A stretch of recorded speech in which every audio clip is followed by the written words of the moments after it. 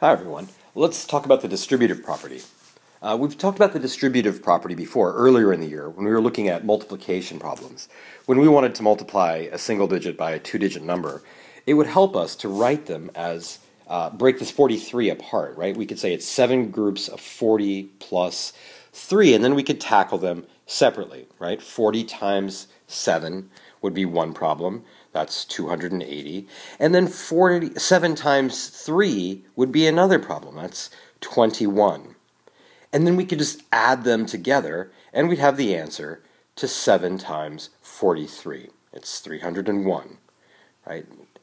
So that was useful when we were multiplying whole numbers. We needed that for division. When we were saying dividing by 43, we would need to know the multiples of 43. And these rules that work with numbers also work with variables, or these letters that we use in algebra. The rules that work for math, we can use on algebra. Now, in algebra, the difference is that we don't know what some of the letters are, and that can be frustrating, but take comfort in the fact that you know what the rules are, and the distributive property is essentially a rule. We can depend on it. So let's take a look at one of the problems that was in our classwork today.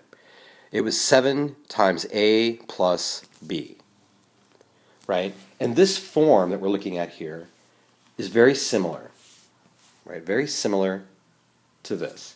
When you see a number outside of the parentheses, and inside the parentheses is an addition problem, that's going to be called multiplication of an addition problem, or multiplication over addition. And we know how it works. Let's take a look. In this case, we have a multiplication of an addition problem. So let's start with negative 7 times a. I'm just going to write that as 7 times a. And then now let's look at negative 7 times b.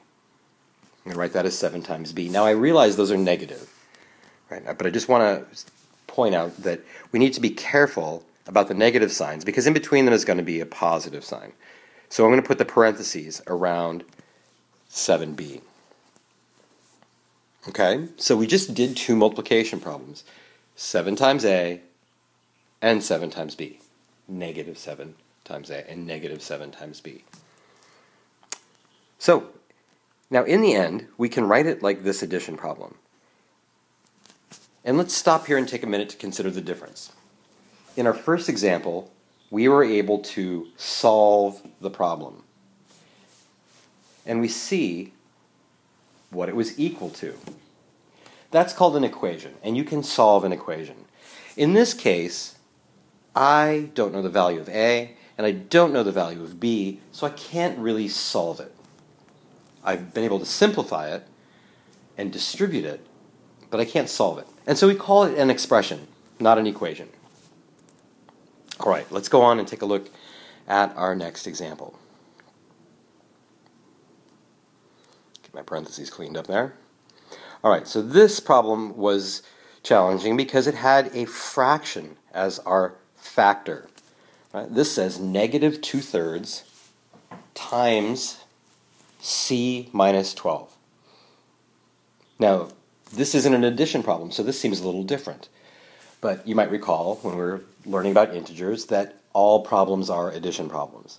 So let's first of all rewrite that as plus negative 12. And now we can distribute multiplication over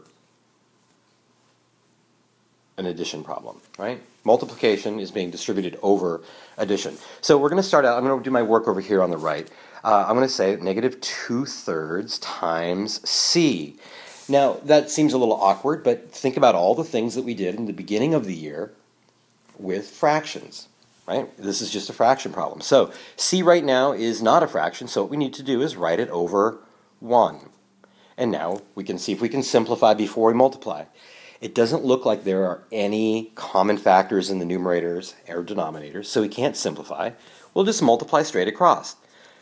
Negative 2 times c is negative 2c, and 3 times 1 is 3.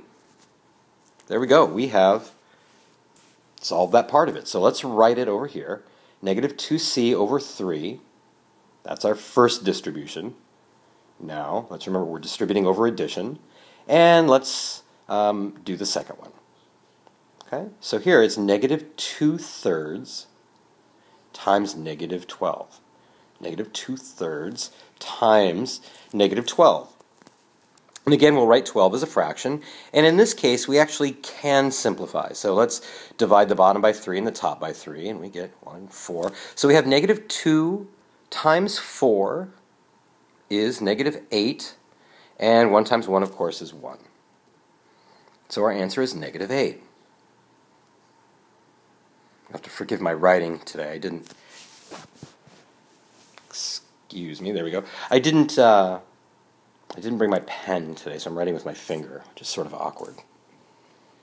Okay, so there we go. We have distributed that negative 2/3 over the c and the negative 12, and this is our simplified form, or distributed form, I should say. Great. Now, this is useful because we're able to get the variable out of this side of the equation. We've got a number here, and it's always more useful. That's why we call it simplified. Okay, let's take a look at one more example. In this case, we have negative 3x multiplied by this addition problem. Negative 7 plus 8x, or 8y, I'm sorry. Negative 7 times 8y.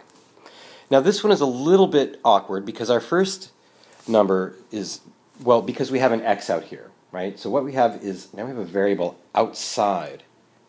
We're multiplying by negative 3x, and that hasn't happened before. So let's see what happens. Right, I'm going to say negative 3x times 7, and like I mentioned in class, these can be confusing, so the best thing to do is write it all out. Okay, I'm going to back up a quick second. So when I say negative 3x times 7, what we can say is that's negative 3 times x times 7. And you'll get used to this eventually, but before you do, and while it still seems strange, it helps to write them all out. Now, I'm going to stop here and talk about another property of multiplication, which we call the associative property.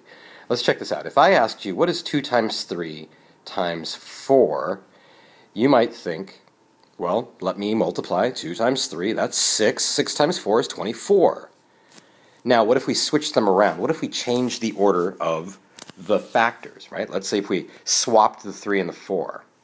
Right? So let's say we have 2 times 4 times 3. What would happen? Well, 2 times 4 is 8, times 3 equals 24. Same answer. Same quantity.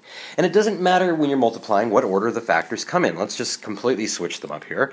Let's call it 3 times 4 times 2. And we'd say, well, 3 times 4 is 12, times 2 is 24. And we'll always get the same answer. That's because of the associative property. Well, the commutative property, first, we can move them around, and then we solve the first two, whatever they are, and then multiply it by the third. And we'll get the same answer. Okay, let's erase this so we can move on. We're going to do the same thing with negative 3 times x times 7.